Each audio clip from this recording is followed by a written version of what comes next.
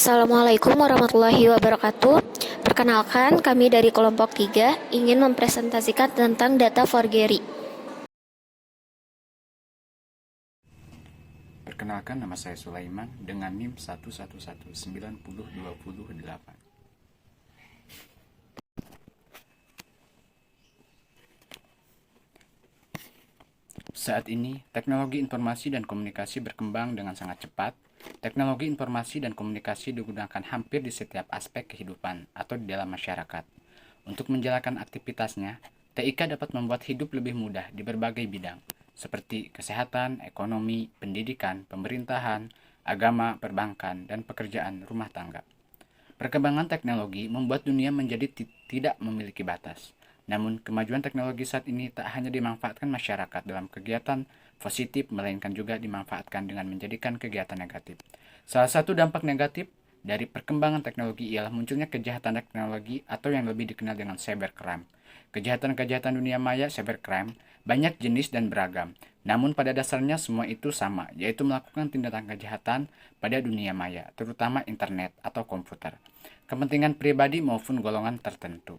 Salah satu kejahatan dunia maya yaitu pemalsuan data forgery. Kejahatan ini biasanya memalsukan data pada dokumen penting yang tersimpan melalui internet, lalu membuat data tersebut menjadi salah ketik, agar pelaku bisa mendapatkan keuntungan dari kesalahan pada dokumen tersebut.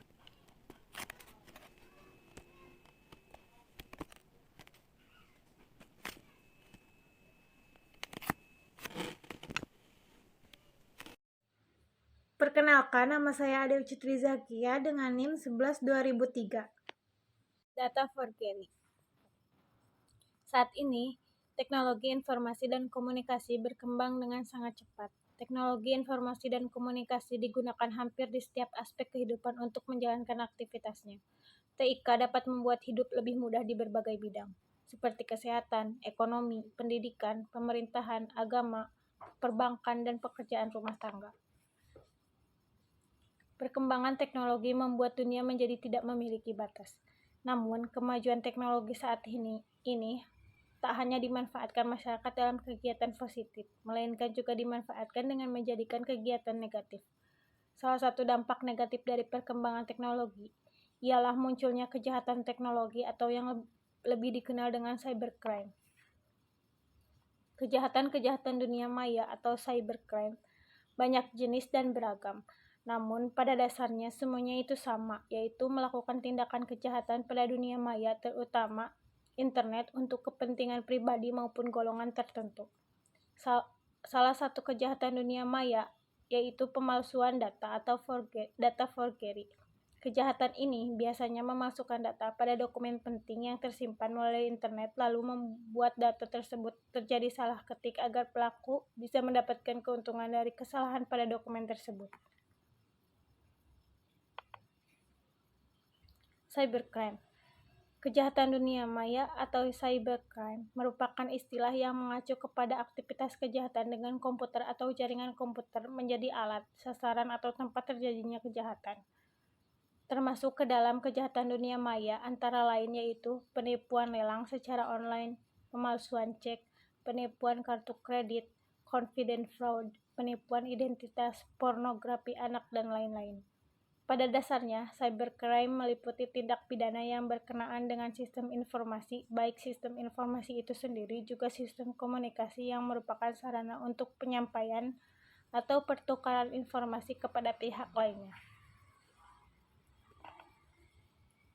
Data forgery, kejahatan mengenai pemalsuan atau disingkat dengan kejahatan pemalsuan adalah berupa kejahatan yang di dalamnya mengandung unsur keadaan ketidakbenaran atau palsu atas suatu objek, yang suatu tampak dari luar seolah-olah benar adanya, padahal sesungguhnya bertentangan dengan yang sebenarnya. Perbuatan itu dapat berupa penghapusan kalimat, kata, angka, tanda tangan, dan berupa penambahan dengan suatu kalimat, kata, atau angka, dapat berupa pergantian kalimat, kata, angka, tanggal, atau tanda tangan. Jenis-jenis data forgery. 1. Sumpah palsu atau keterangan palsu.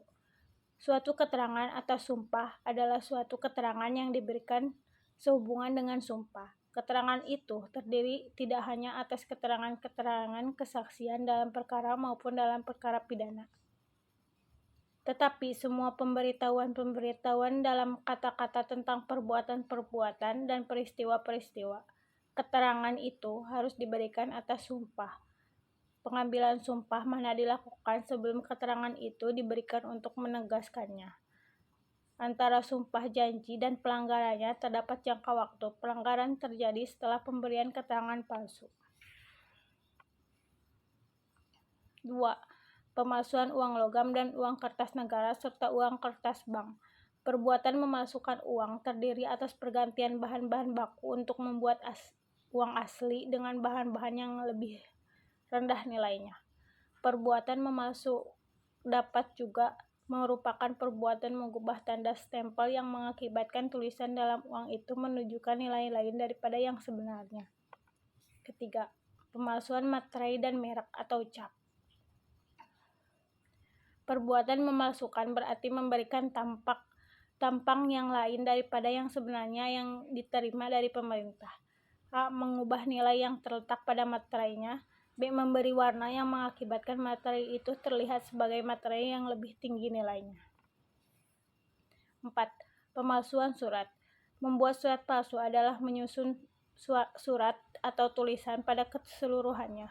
Adanya surat ini karena dibuat secara palsu. Surat ini mempunyai tujuan untuk menunjukkan bahwa surat seakan-akan berasal dari orang lain, bukan dari pelaku.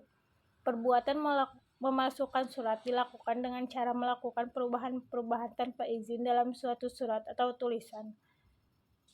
Perubahan mana dapat mengenai tanda tangannya dan maupun isinya. Kenalkan, nama saya Alisa Nur Fauzia dengan NIM 11200120. Selanjutnya, ada undang-undang yang mengatur tentang kejahatan pemalsuan data.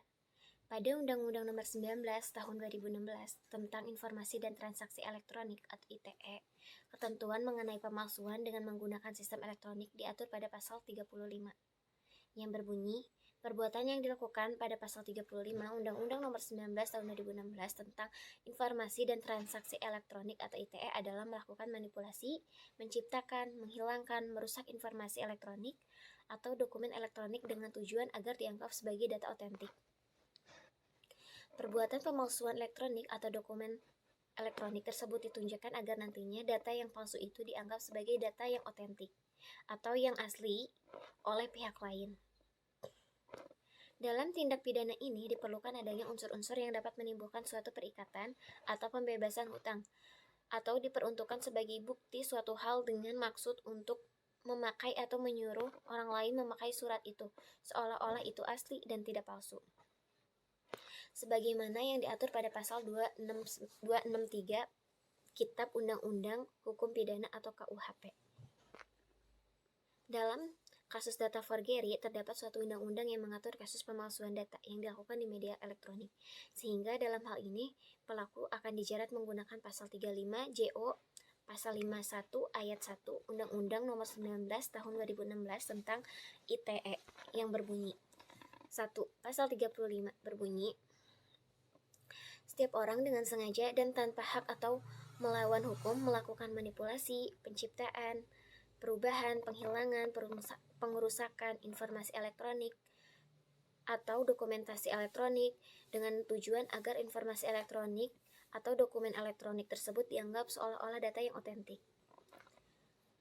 Yang kedua ada pasal 51 ayat 1 yang berbunyi, setiap orang yang memenuhi unsur-unsur sebagaimana yang dimaksud pada pasal 35 dipidana dengan pidana penjara paling lama 12 tahun atau denda paling banyak 12 miliar. Sesuai dengan pasal 10 KUHP mengenai hukum yang diberikan terhadap pelaku pemalsuan data, dikenakan sanksi hukum penjara 12 tahun dan denda 12 miliar yang sudah ditetapkan pada Undang-Undang Nomor 19 Tahun 2016 tentang Informasi dan Transaksi Elektronik atau ITE. Pasal 35 Undang-Undang Nomor 19 Tahun 2016 harus memenuhi jenis, karakteristik, dan kategori tindak pidana cyber yakni. Yang pertama itu ada unsur dengan sengaja. Tindak pidana pemalsuan dalam ketentuan pasal 35 harus dilakukan dengan sengaja. yang artinya ketika perbuatan tersebut dilakukan karena kelalaian atau kulfa berarti tidak masuk pada unsur ketentuan pasal 35 Undang-Undang Nomor 19 Tahun 2016 tentang ITE ini. Yang kedua itu ada unsur tanpa hak dan perumusan pasal 35 lebih tepat memakai kata atau melawan hukum. Dikarenakan tidak memungkinkan seorang mempunyai hak untuk melakukan manipulasi, penciptaan, perubahan, penghilangan, pengrusakan data dengan tujuan agar data tersebut dianggap sebagai data otentik. Yang ketiga itu ada unsur data komputer. Unsur data komputer ini berarti objek atau media yang digunakan harus menggunakan media elektronik, sehingga nantinya hukuman yang digunakan menggunakan Undang-Undang ITE. Kenalkan, saya Nurul Kamila, NIM 11-200-121. Berikutnya ada kasus data forgery. Yang pertama, data forgery pada e-banking BCA, yaitu memalsukan sebuah website bank. Dunia perbankan melalui internet atau m-banking di Indonesia dikejutkan oleh ulah seorang bernama Stephen Haryanto, yaitu seorang hacker dan jurnalis pada majalah Master Web. Lelaki asal Bandung ini dengan sengaja membuat situs asli tapi palsu layanan internet banking Bank Sentral Asia. Ya, Cak. Motif. Udah baikan lagi. Siapa yang itu? Si Sulaiman. Nama saya Raisa Afni dengan NIM 11-200-126 akan membacakan tentang cara penanggulangan data forgery. Yang pertama itu ada verify your account. Jika verifnya meminta username, password, dan data lainnya, jangan memberikan reaksi balik. Anda harus selalu ingat password jangan pernah diberikan kepada siapapun. Namun kalau Anda mendaftarkan akun di suatu situs dan harus memverifikasinya, dengan mengklik suatu URL tertentu tanpa meminta mengirimkan data macam-macam, lakukan saja karena ini mekanisme umum. Yang kedua itu ada if you don't respond within 48 hours, your account will be closed. Jika Anda tidak merespon dalam waktu 48 jam, maka akun Anda akan ditutup. Harap membaca baik-baik dan tidak perlu terburu-buru. Tulisan di atas wajib Anda waspadai karena umumnya hanya propaganda agar pembaca semakin panik. Yang ketiga itu ada value customer. Karena email phishing biasanya targetnya menggunakan random, maka email tersebut bisa menggunakan kata-kata ini, tapi suatu saat mungkin akan menggunakan nama kita langsung. Jadi Anda harus waspada, umumnya kebocoran nama karena kita aktif di milis atau forum komunitas tertentu. Kemudian ada klik the link below to gain access to your account. Metode lain yang digunakan hacker yaitu dengan menampilkan URL address atau alamat yang palsu. Walaupun wajah webnya bisa jadi sangat menyerupai atau sama, tapi kalau diminta registrasi ulang atau mengisi informasi sensitif, itu patut diwaspadai. Misalnya halaman login di Yahoo Mail, di sana Anda akan disuruh memasukkan username dan password email Anda untuk login. Ketika Anda mengklik tombol login, maka informasi username dan password Anda akan terkirim ke alamat pengirim email. Jadi email tersebut merupakan jebakan dari pengirim email yang tujuannya untuk mendapatkan password email Anda. Yang lebih rumit lagi, sekarang sudah ada beberapa e-book yang berkeliaran di internet untuk menawarkan teknik menjebol password. Seperti diketahui, password merupakan serangkaian karakter baik berupa huruf, string, angka, atau kombinasinya untuk melindungi dokumen penting. Anda bisa bayangkan jika password email Anda jebol. Yang terjadi adalah seluruh data-data akan dapat diketahui, termasuk password, akun internet banking, yang verifikasinya bisa masuk melalui email. Maka akan habis uang dan Anda di akun tersebut. Assalamualaikum warahmatullahi wabarakatuh. Perkenalkan, nama saya Putra Maruf dengan NIM 11-200-233. Dan saran data forgery. Kesimpulan, 1. Data forgery merupakan sebuah kejahatan dunia maya yang sangat berbahaya. 2. Kejahatan data forgery ini lebih ditunjukkan untuk pemalsuan juga pencurian data-data maupun dokumen-dokumen yang penting baik di instansi pemerintah maupun perusahaan swasta. 3. Data forgery berpengaruh terhadap keamanan negara dan keamanan negara dalam negeri. Saran, satu dalam menggunakan e-commerce, kita harus lebih berhati-hati saat login, memasukkan password. Dua, verifikasi akun yang kita punya secara berhati-hati. Tiga, update-lah username dan password secara berkala. Sekian dari saya. Assalamualaikum warahmatullahi wabarakatuh.